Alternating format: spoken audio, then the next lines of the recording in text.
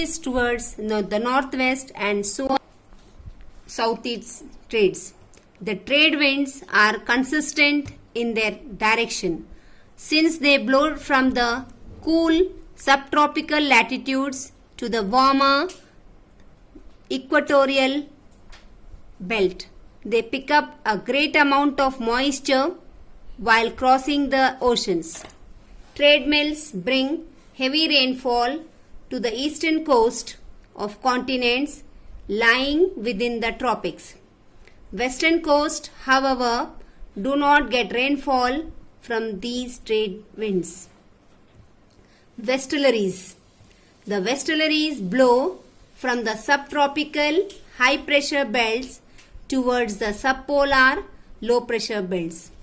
In the northern hemisphere, the westerlies blow from southwest to the northeast, while in the southern hemisphere, the westerlies blow from northeast to southeast.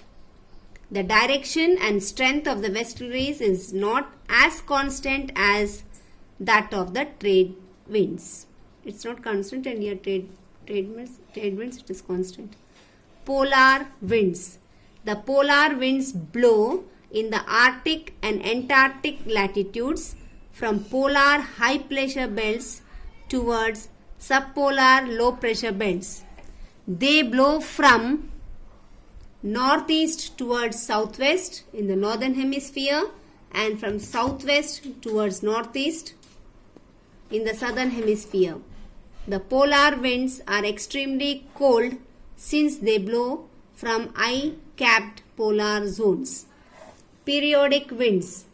The periodic winds blow when there is unequal heating of land and sea. Land and sea breezes and monsoon winds are periodic winds. While land and sea breezes blow daily, the monsoon winds is a seasonal phenomenon. Sea breezes. During the day, land heats up faster than sea. Hence, a low pressure develops over the land. Green box. The sea can absorb more heat than land. So, the surface of the sea heats up later than land during the day. The air over the sea, however, is cooler and denser. To balance this pressure difference, wind starts blowing from high pressure towards the low pressure. This is known as a sea breeze. The sea breeze, being cooler, brings much relief to the coastal areas during hot summer afternoons. Land breeze. During night, the land cools faster than the sea. So the air above the land is cooler and denser, while that over the sea is warmer and lighter. Students, these two diagrams, here you are seeing sea breezes and land breezes. I will explain you on the board. Thus, the condition of air pressure is reserved at night. Wind now starts blowing from land where there is now high pressure towards the sea where there is now low pressure. Monsoons. The monsoon winds are seasonal winds. These winds blow from sea to land for 6 months and land to sea for other 6 months.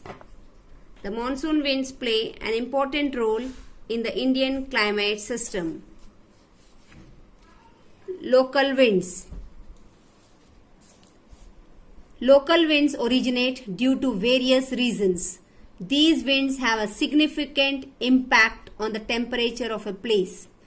The Mistral of southern France, Fiume and Chinook are some examples of local winds. Cyclones.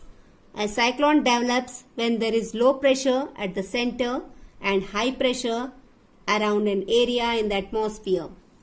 The low pressure at the center draws wind from both cool and warm areas. This interaction between the winds leads to the development of the cyclone.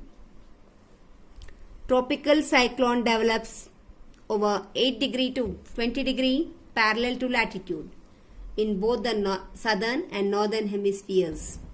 The tropical cyclones develop due to high sea surface temperature of about 27 degree.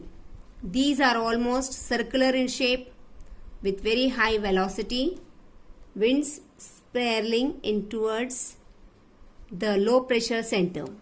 The center of the tropical cyclone, called the eye, is an area to complete calm. The adjoining areas are characterized by strong winds, torrential rains and thick clouds. The tropical cyclones are hence extremely destructive in nature. Anticyclones. The anticyclones, as the name suggests, are the opposite of cyclones. The center of an anticyclone has high pressure, while there prevails low pressure all around. The winds diverge out from the center towards the surrounding low pressure areas. There prevails fine weather condition with calm air and clear sky. Wind vane and anemometer. The direction of the wind is indicated by a wind vane. Wind vane is an instrument which we can understand which side the wind is. A wind vane consists of two parts: an arrow-shaped pointer with a compass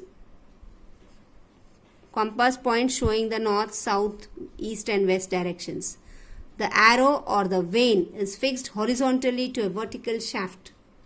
The arrow points towards the direction in which the winds blow, while the tail of the arrow indicates the direction from where the wind is coming. The anemometer measures the speed of the wind.